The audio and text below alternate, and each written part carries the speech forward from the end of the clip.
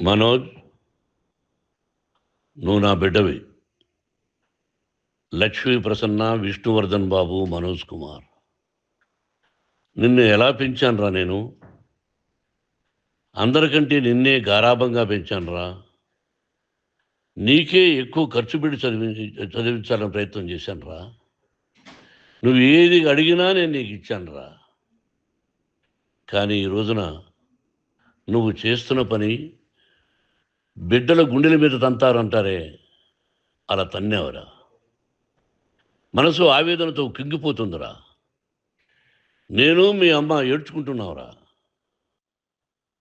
Journalism ఉన్నది లేనిది, లేనిది ఉన్నట్టు రాస్తున్నారా. నువ్వు నన్ను కొట్టడం ఏంట్రా? నా బిడ్డ నన్ను తాకలా. ఇద్దరం ఘర్షణ పడ్డాం కొన్ని కారణాల వల్ల. ప్రతి ఫ్యామిలీలోనూ ఉంటాయిరా ఇవి. లేనివాడు ఎవరైనా ఉంటే ప్రపంచంలో ఒకరున్నారేమో, 1% ఉంటుందేమో. అటువంటి వాళ్ళ ఇంటికి వెళ్ళి కాళ్ళు గడిగి నిద్ర పూసుకోవచ్చు. భారత భాగవత రామాయణాలు చూశావు కదరా. ఏమిటిది?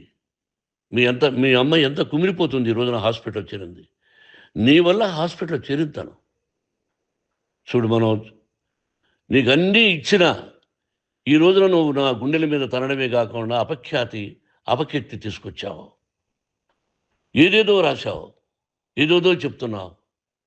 కొంతమంది జర్నలిస్టులు ఉన్నది లేనిది, లేనిది ఉన్నట్టు రాసేవాళ్ళ తత్వం వాళ్ళకి. ఎందుకంటే టీఆర్పీ పెరగాలి. ఇది వాళ్ళ నైజం. మనం మార్చలేము. వాళ్ళందరి మీద మన కోర్టుకు వెళ్ళలేము. వాక్ స్వాతంత్రం అంటారు, ప్రజాస్వామ్యం అంటారు. ప్రజాస్వామ్యంలో కూడా కొన్ని హద్దులు ఉన్నాయి. ఇది నీకు తెలుసు అనుకున్నా. ఎంత మంచి నటుడివి నువ్వు. నీ భార్య మాటలు విని తాగుడుకు అలవాటు పడిపోయావు. వింటున్నావా మనోజ్? ఎవరిని నమ్మాలో ఎవరిని నమ్మకూడదో పరిస్థితి తీసుకొచ్చావు. విద్యాలయాలు ఎంత గొప్పవిరా. మనం 25% కులమతాలకు అతీతంగా ఫ్రీ ఎడ్యుకేషన్ ఇస్తున్నాంరా. క్యాస్ట్ అనేది తీసేశానురా 92లో ప్రాస్పెక్ట్స్లో. నువ్వు చదువుకున్నావురా. అక్కడ చదువుకున్న బిడ్డలు ఐఏఎస్, ఐపీఎస్ అయ్యారురా. ఎంతోమంది గొప్పవాళ్ళు అయ్యారురా. నువ్వు నటుడుగా ఎంతో గొప్పవాడివి. తాగుడికి అలవాడబడి నువ్వు నీ భార్య ఇంట్లో బిహేవ్ చేస్తున్న విధానం ఆ భగవంతుడు సర్వేశ్వరుడు తెలుసు. భగవంతుడు చూస్తున్నాడు రా. నేను తప్పు చేసినా, నువ్వు తప్పు చేసినా, ఎవరు తప్పు చేసినా. ఎంత అవకాశం ఇచ్చావు మాట్లాడుకునేదానికి అందరికీ. ఇన్ని సంవత్సరాల్లో మన విద్యాలయాల్లో ఒక్క తల్లి కానీ ఒక తండ్రి కానీ ఏమైనా చెప్పారా? ఆ బిడ్డలు మన బిడ్డలు రా. మీరెంతో నాకు అక్కడ ఉన్నవాడు కూడా నా కూతుర్లు, నా కుమారులు. ఎంతమందికి ఫ్రీ ఎడ్యుకేషన్ ఇస్తున్నావు. వాడి దగ్గర ఏది ఆశించరా. నువ్వు ఎందుకు ఇలా తయారైపోయావు? ఎందుకు ఇంట్లో ఉండే పనివాళ్ళు అందరినీ కొడుతున్నావు? వాడు పని చేసుకోవడానికి మన ఇంటికి వచ్చాడు రా.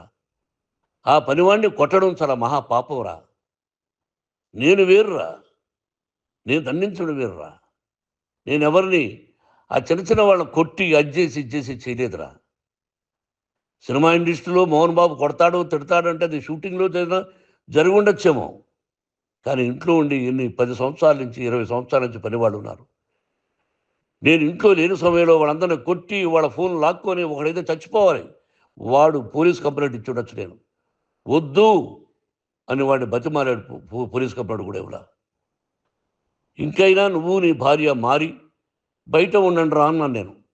లేదు డాడీ, తప్పు చేయలేని ఒకసారి వచ్చావు, మళ్ళీ తప్పు చేశావు, మళ్ళీ వెళ్ళావు, మళ్ళీ ఈసారి తప్పు చేయనన్నావు.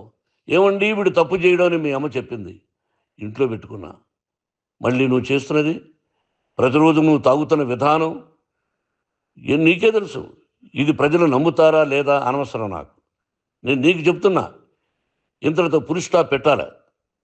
3 రోజుల నుంచి రకరకాలుగా రాస్తున్నప్పుడు నా మనసు ఆవేదనతో ఉంది. మళ్ళీ చెప్తున్నా, Mohan Babu university is greater than temples. Greater than temples. బిడ్డలను కాలేజీలో చేర్చుకునే ముందు చెప్తారు, అన్నయ్య ఎంత ఉంది యూనివర్సిటీ రూల్స్, ఇది మా పద్ధతి, మీకు ఇష్టమైతే చేర్చండి. గవర్నమెంట్ బిడ్డలను గవర్నమెంట్ ఏమి ఇస్తుందో ఇంత పర్సంటేజీ వాళ్ళకు కూడా మీ దగ్గర ఎందుకు డబ్బు తీసుకుంటున్నామంటే దానికి అర్థం పరమార్థం చెప్పాము. దొంగతనంగా తీసుకోలేదు. ప్రతిదానికి చెక్కులు ఉన్నాయి. అది అకౌంట్ ఉంది. దానిలో తప్పులు జరిగితే డిపార్ట్మెంట్ ఉంది.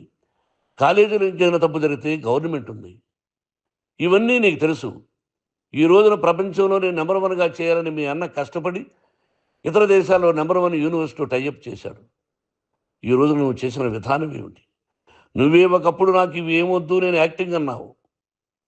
ఈ రోజున ఏం చేస్తున్నావు? విద్యాలయాల మీద పడ్డావు. తల్లిదండ్రులు చాలా గొప్పవాళ్ళరా. కొంతమందికి డబ్బు కట్టలేకపోవచ్చు. కట్టని వాళ్ళకు కొంత సహాయం చేసాం. అంతా సహాయం చేయలేము. బ్యాంకుల్లో డబ్బు కట్టాలి. లెక్చరర్స్కి డబ్బులు ఇవ్వాలి. యూనివర్సిటీ బ్రహ్మాండంగా నడపాలంటే మంచి లెక్చరర్స్ కావాలి. ఇవన్నీ తెలిసి చేస్తున్నావురా 32, 33 సంవత్సరాల నుంచి. అది పక్కన పెడితే అందరినీ కొట్టడానికి వస్తావు. మీ అన్నం తిడతావు. ఒక వ్యక్తి వినయ్ గారనే ఆయన వ్యక్తి హెల్ప్ చేయడానికి వస్తే ఆ వినయ్ ఎవరు లజ్జాగుడికి చంపేస్తాను వాడు అన్నావు. ఇవన్నీ ఎంత తప్పురా? అంటే మీ నాన్నగారికి ఎవరు సహాయం చేయడానికి వస్తే వాళ్ళందరినీ లజ్జా కొడుకులు అంటావు. చంపేస్తానంటావు. మీ అన్నను చంపేస్తానన్నావు. చంపరా చూద్దాం మీ అన్న నేనే అన్నా. తాకరా నీ ధైర్యం ఉంటే అన్నా. ఎంతమందిని చంపాలనుకుంటున్నావు? ఎంతమందిని చేయాలనుకుంటున్నావు? నువ్వు ఏం సాధించాలనుకుంటున్నావు? ఆలోచించుకో.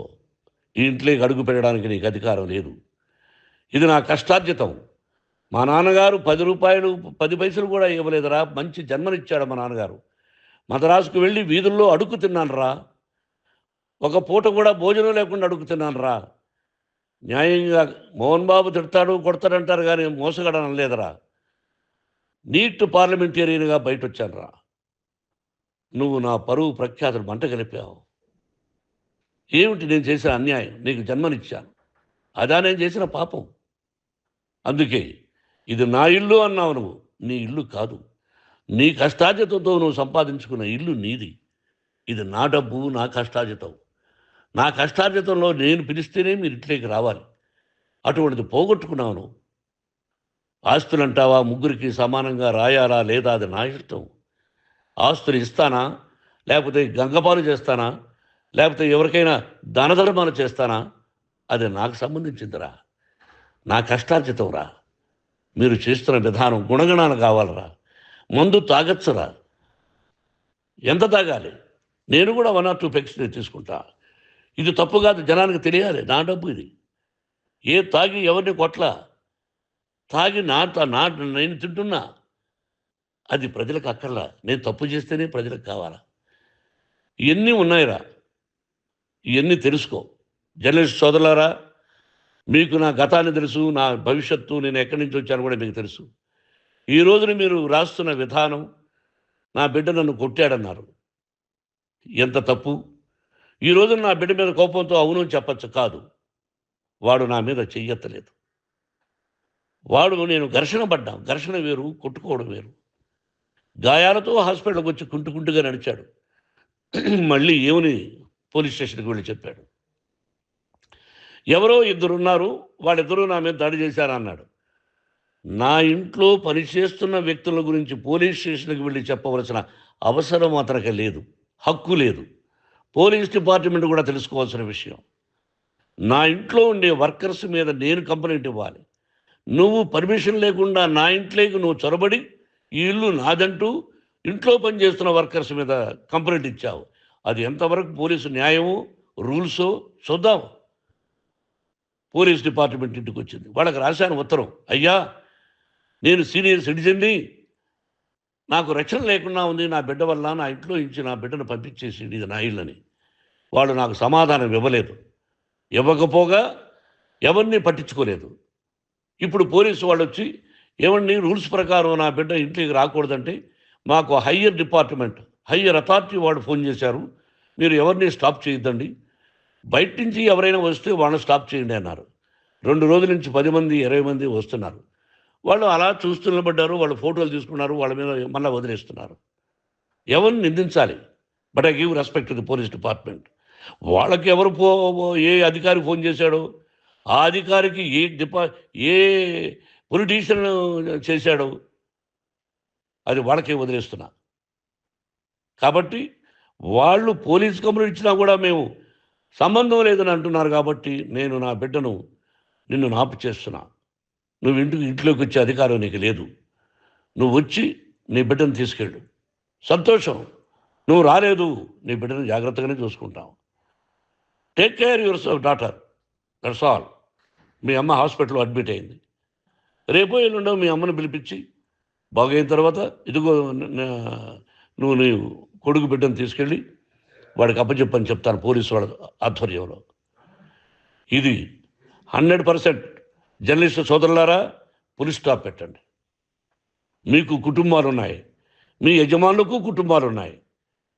మీ కుటుంబాల విషయాలు, మీ యజమానుల కుటుంబాల విషయాలు మేము ఎవరు జోక్యం కలుగు చేసుకోవాలా. మేము నటీనటులం. మాది తప్పుంటే నటుడుగా నన్ను ఫెయిల్యూర్ అని రాయండి, నా నటన బాగలేకపోతే రాయండి. బట్ ఇంటి లోపల సందులో నుంచి చూస్తూ తప్పు చేస్తున్నామని ఉన్నది లేనిది ఉన్నట్టు రాయకండి. మీకు నా హృదయపూర్వక నమస్కారాలు. ఇన్ని రోజులు హృదయపూర్వకంగా ఎంకరేజ్మెంట్ చేశారు. ఆ ఎంకరేజ్మెంట్కు నమస్కారం చేసుకుంటూ I love you all. I love you police department. మీరు న్యాయంగా ధర్మంగా నడుచుకోండి, ఎవరికి తొత్తుల్లాగా ఉండొద్దండి అని మనవి చేసుకుంటూ నేను సెలవు తీసుకుంటాను. Thank you very much for all the journalist. ఇక్కడ పులి స్టాప్ పెట్టండి. Thank you very much.